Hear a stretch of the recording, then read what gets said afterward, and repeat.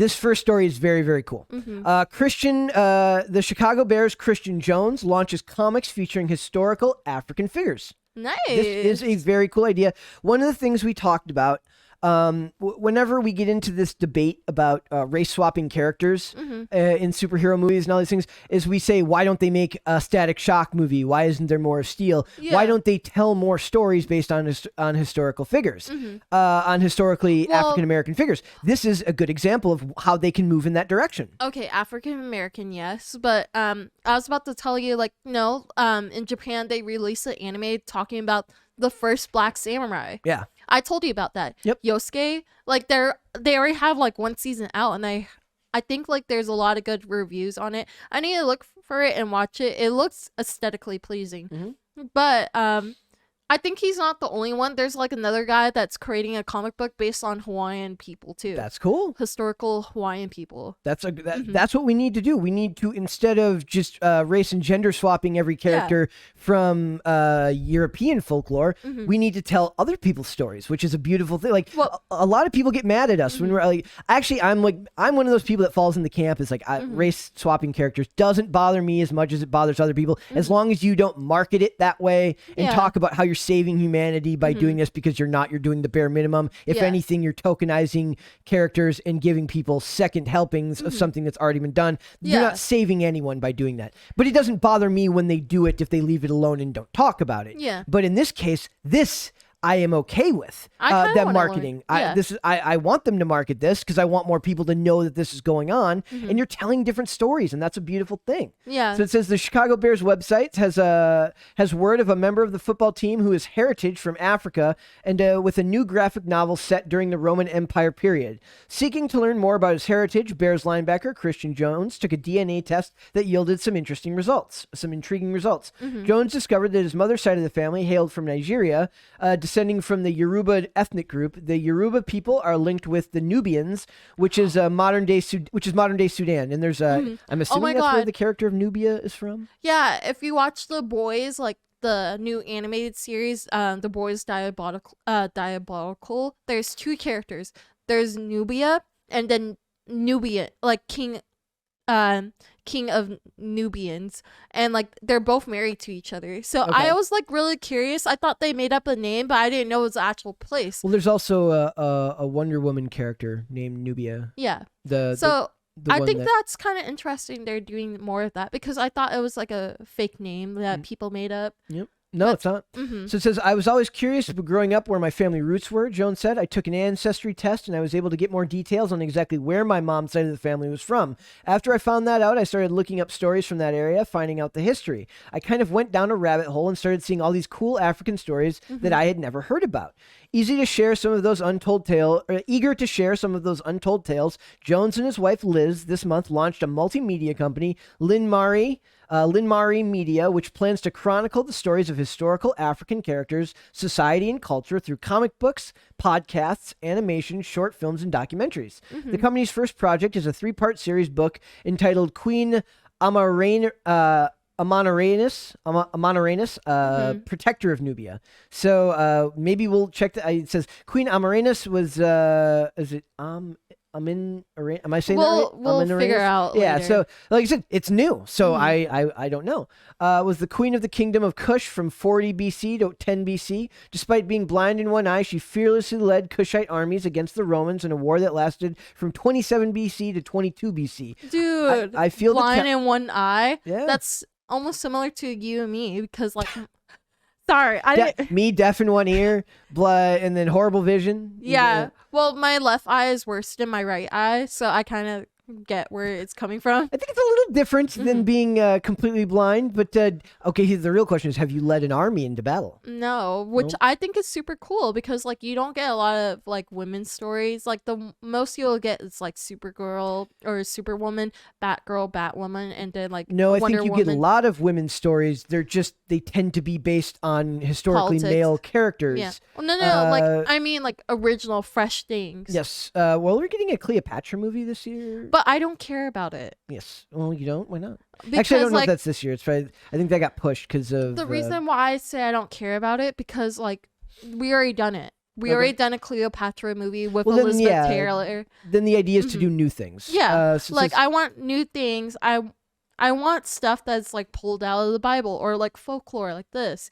historical things, because there's a lot of things in history we don't know about, and people refuse to talk about it. And people like Christian Well, there's Jones, just no money in there's no money in telling those stories because some focus group tells you, no, we need to retell this story because there's more. We don't have to dump as much into advertising because that story has Cleopatra is such a name that everybody's, even if you know nothing about Cleopatra, you've heard the name Cleopatra before. Ugh. So it says, I feel that the telling of the story of Queen Amaranis was an uplifting story to hear.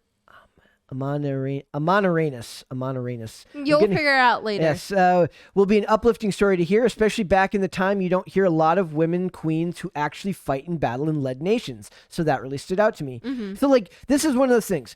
It will be instantly paraded as being woke identity politics, but I'm okay with this because it's new and you're telling a story of a previously untold. It's a story that we haven't heard from yet. And that's awesome. It's absolutely a part of history worth telling and learning, but no doubt the mainstream publishers and all their political correctness would never draw inspiration from a story like this, nor the continent it occurred upon. That is why it's up to independents like this guy's company to develop stories like Queen for comicdom.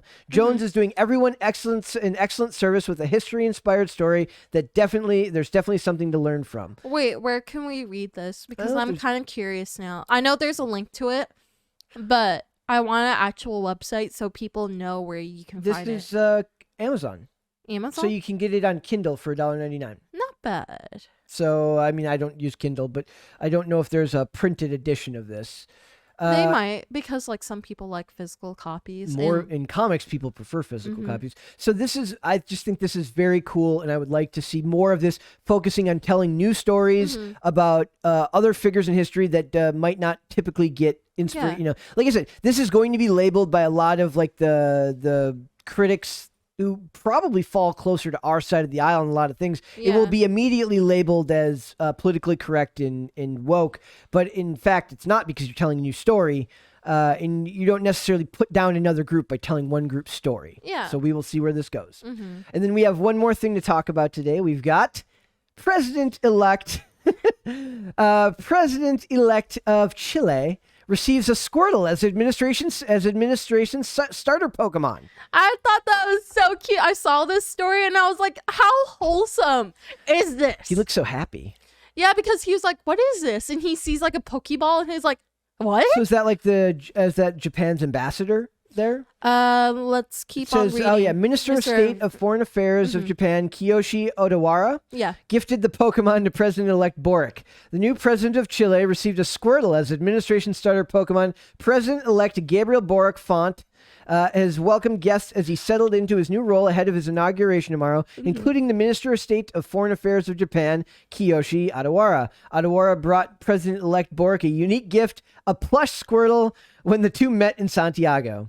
Oh, it's so cute. It's wholesome too, because like when he opened it, he's like, this is cute. Like if you click video. Okay, guys, yeah, if you're listening, I'm sorry. We're watching this video. So the video basically, there's a Pokeball, and then they open it here. This is very adorable. And then he posted it on his personal Instagram, and it's got like a like you I have one. That's amazing. I have one of like from Generation 5, I think, black and white.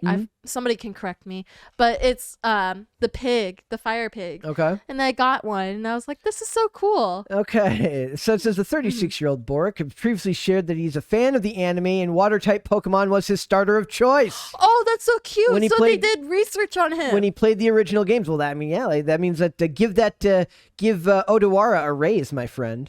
So it says when he played the original games, water Pokemon was his starter choice, which makes him weird. Yeah, it's a little bit weird to not choose Brett fire. And I choose fire type. Yeah, that's a little bit weird. That's all right. You're allowed. He's the president of Chile. Who am I to say that he's wrong? He wrote on Instagram, "I will travel all across the land, searching far and wide. Thank you, Japan, for this Squirtle." Boric wrote the vote against the opponent cast. Okay, yeah. So that's just political. I just thought you would get a huge kick out of this, and it is a very, it's an adorable video. It's adorable and it's wholesome Yep. because this world needs more wholesomeness. You are correct. And We should start to do more like wholesome topics, like at least Wholesome one news. wholesome news. Like those are I most of my Instagram that I follow, it's dog channels, And pet babies. channels. No babies. Dog channels, pet channels, and like wholesome news channels, like Tank's Good News.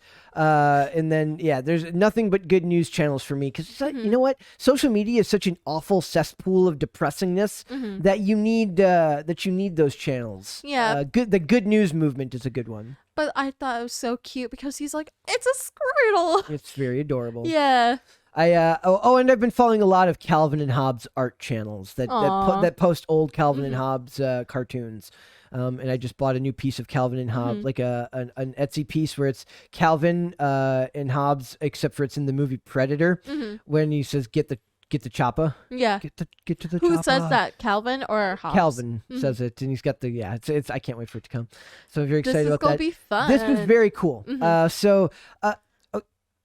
If you were to gift a starter Pokemon to someone, would you pick for them or would you let them pick? No, I want to hear because I feel like they did research and I kind of want to know like what is their favorite thing. Yep. So you got to ask somebody like, what if somebody says Mewtwo? Oh, that'd be cool, but I only cared up till the first 150. I never paid attention after that. Well, there's more now. I grew out of it. But there's more. Miracle loves it. I think it's super cool, and like I watch Game Theory talk about this because Markiplier was talking about which Pokemon he would smash or pass. That's a little creepy.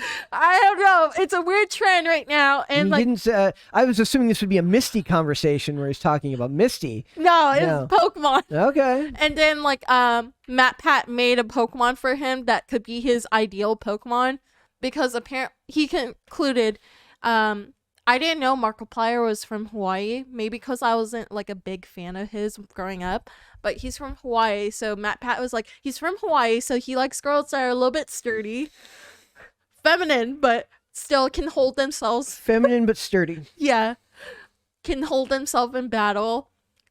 He likes the color purple a lot. He likes feminine features, and then they made a cat that looks like an Egyptian god. Nice. Yeah. Nice. I don't know. I Now thought you just want somebody to make a Pokemon for you.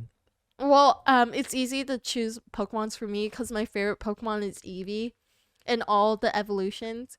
I really love it. Like I almost have like a collection of it. So You heard it here first, ladies and gentlemen. I love Eevee. It's like a cute little fox dog. There you go. And but if you can't find me Eevee, I really like Psyduck and Slowpoke because they're the derpy ones. I like Psyduck. Psyduck is so cute. Yes, he is. I have one that's Mr. Quackerson's.